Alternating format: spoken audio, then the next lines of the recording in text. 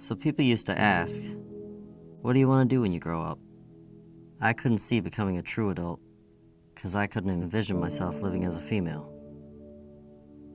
I live in perhaps the worst state to live in as a transgender person, Mississippi.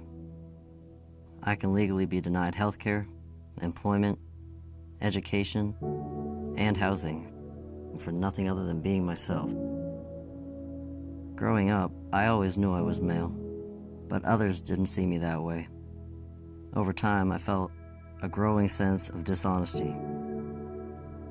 Eventually, it became intolerable.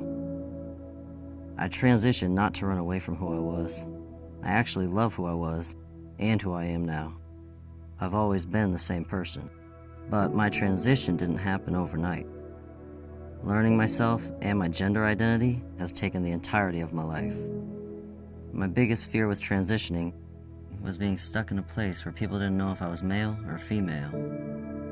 What if I didn't pass in society, even after making these changes? Yet, I knew I couldn't survive in my current state.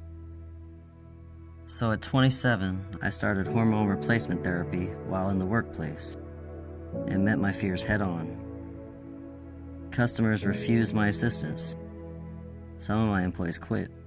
I was called an it, a she, he, and the woman that thinks she's a man. I've been laughed at in restrooms and asked about my genitals by strangers. My boss even undermined my authority with my staff. That was compounded by the fact that I had to raise money for health services because insurance failed to meet my needs. For someone who was already struggling with coming to terms with their own identity and lacking support from family, this was taxing. Now, over time, Human Resources stood behind me. The company has since incorporated nationwide policies to protect those transitioning in the workplace. Nowadays, I often out myself and share my story to make change possible. The ACLU supports me. They took me in as family. And because of that, I've learned how passionate I am about giving back to others, helping those in need, and advocating. The ID Me pathway and everything we've included in the Transgender Education and Advocacy Program, the education piece, Trans 101, the pronouns to use when interacting with trans people, it's everything that's important to a trans person and for a trans person to live equitably in society as anyone else, as human. Sometimes when I look at myself, I think I see somebody else from my past, and I don't want to see that person. I still have struggles. It's important that we have support as trans people, regardless of where we are in our transitions. Human Love is my apparel line that helped me pay for the costs of my transition, and now I'm using it to help others. Each letter within the original design represents a different pride flag.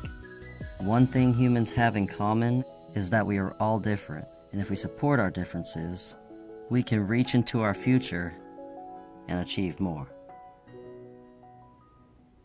Mississippi will only grow as we provide opportunities for every Mississippian to live the best life possible.